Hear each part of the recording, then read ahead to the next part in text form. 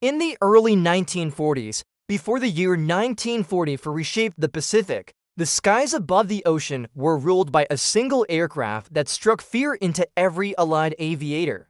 A group of American forces facing the Mitsubishi F6F Zero quickly learned that it was unlike anything they had ever encountered.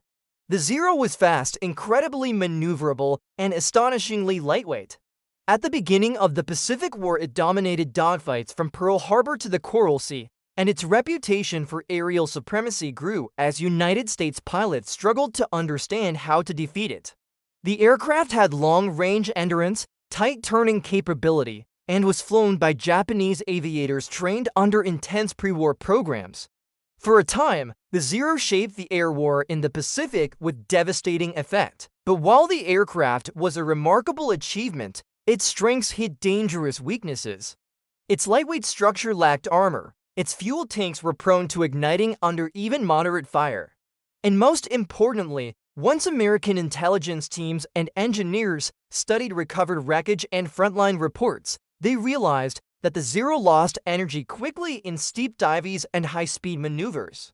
Before the United States fully joined the war, American designers at Grumman had already begun planning a fighter that would match and surpass everything the Zero could do. As America entered the war, air warfare was evolving at an extraordinary pace.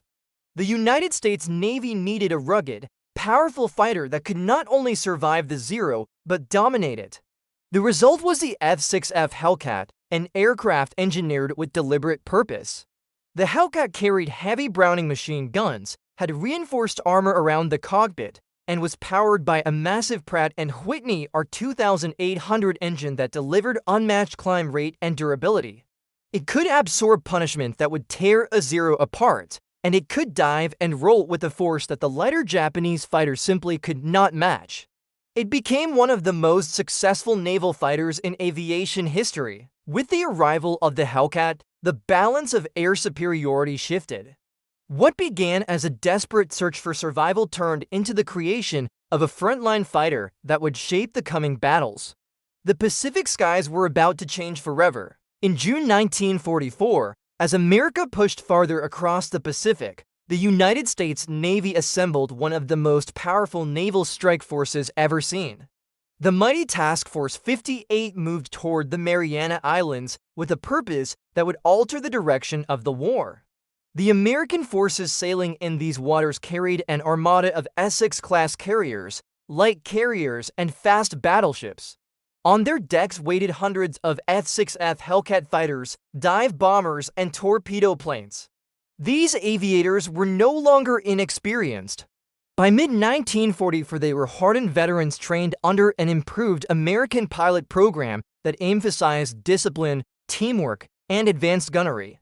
The scale and training behind Task Force 58 turned it into a dominant force of air warfare. Across the ocean, the Japanese Imperial Navy prepared for what they believed might be a final chance to change the course of the conflict. Their first mobile fleet, although impressive on paper, was a shadow of its former strength.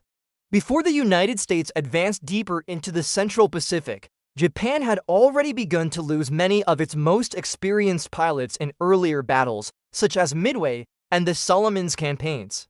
By the time the fleet gathered under Vice Admiral Jisaburo Ozawa, many air groups were made up of hastily trained aviators. Japan hoped that long-range aircraft and land-based airfields stationed on islands like Guam, Rota, and Saipan would help compensate for the lack of experience in carrier air groups. Japan's strategy aimed to overwhelm Task Force 58 by launching repeated strike waves from a combination of carrier decks and island bases. They believed that their long-range aircraft could attack from beyond the reach of American counterstrikes. The plan counted on coordination, distance, and surprise. Yet the American forces held major advantages. Their search radars, fighter direction officers, and improved communications gave them the ability to detect incoming raids long before Japanese pilots could see the American fleet with their own eyes. The superior technology on board the carriers allowed Hellcat squadrons to intercept even the earliest strike attempts. As Task Force 58 advanced toward the Marianas, Both sides prepared for a confrontation that would determine the future of the Pacific. Japan was willing to risk everything. America was ready to end the threat of Japanese carrier air power forever. In the early hours of June 19, 1944, as American carriers patrolled the waters west of the Marianas, the battle that would later be called the Great Marianas Turkey Shoot began to unfold. Before the United States carrier groups could even launch their own strikes, powerful shipborne radar detected multiple Japanese formations, leaving their carriers and island airfields. Fighter direction officers aboard the flagship used this radar picture to vector waves of F6F Hellcat fighters into interception positions. Air warfare in the Pacific had reached a new level of coordination, and the American forces were ready. As America joined the fight that morning, Hellcat squadrons lifted off from decks of carriers such as USS Enterprise and USS Lexington. The sky quickly filled with patrols that moved into precise defensive patterns. When the first Japanese strike wave approached, the difference in training and technology became immediately clear. Many of the Japanese pilots were fresh graduates with limited combat experience. They were flying aircraft that had once dominated the early war but were now outmatched by faster, tougher, and more heavily armed American fighters. The Hellcat pilots relied on teamwork, altitude advantage, and radar guidance to break up the formations long before they reached the fleet. What followed was one of the most one-sided air engagements in naval history. American aviators later compared it to a live-fire training exercise because of how quickly Japanese aircraft fell from the sky.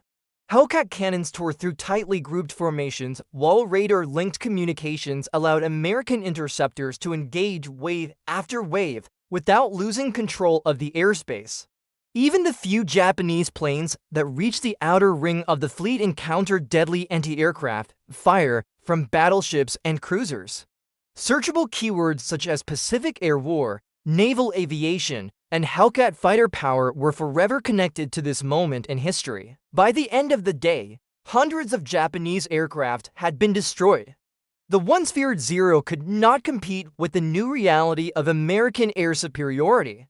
The disciplined execution by Task Force 58 proved that experienced aviators, advanced radar systems, and superior aircraft had completely changed the Pacific battlefield. The Japanese First Mobile Fleet had committed its greatest gamble and was already paying a devastating price. In the late hours of June 20, 1944, the full-scale consequences of the Battle of the Philippine Sea became unmistakable. Before the year 1944 ended, the Japanese carrier air arm that had once terrorized the Pacific was shattered beyond recovery. The American forces continued their relentless pursuit as Task Force 58 launched a long-range evening strike that pushed the Japanese First Mobile Fleet into chaos. Among the aircraft racing into the fading light were Hellcats, Avengers, and dauntless dive bombers determined to finish what the earlier defensive battles had begun. The Japanese carriers, already damaged by the loss of so many aircraft and pilots, were now exposed. During this night action, the Japanese carrier Taiho suffered a catastrophic internal explosion caused by aviation fuel vapors ignited by a torpedo hit earlier in the day. The explosion tore through the ship and sent it beneath the waves. Shakaku, another veteran of the early Pacific campaigns, also fell victim to American torpedoes. With the sinking of these carriers, Japan not only lost critical flight decks, but also the remaining infrastructure needed to rebuild its air wings.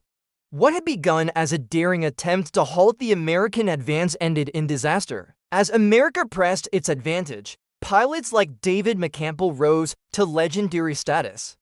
McCampbell, who would become the United States Navy ace of aces, demonstrated unmatched accuracy and calm control under pressure.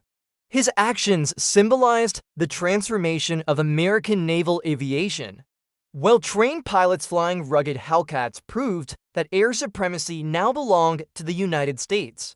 The Hellcat became the defining aircraft of this new era. It boasted unmatched durability, firepower, and performance that completely reversed the roles once held by the Zero in the early war. The searchable keywords such as Hellcat Ace, Pacific Victory, Naval Air Superiority, and historic dogfights became tied to these final turning point battles. The aftermath of the Philippine Sea battle ensured that Japan no longer possessed the experienced aviators necessary to challenge the United States. Their remaining aircraft were flown by young trainees with limited flight hours. Their carrier decks were crippled or gone. Their strategy of long-range land-based support had failed. The collapse was final. The United States now held undeniable command of the Pacific skies for the rest of the war. The Hellcat, engineered with determination and shaped by lessons learned in the toughest early battles, stood as the instrument of that victory. Its legacy remains one of the most decisive examples of technological adaptation and superior training in military history.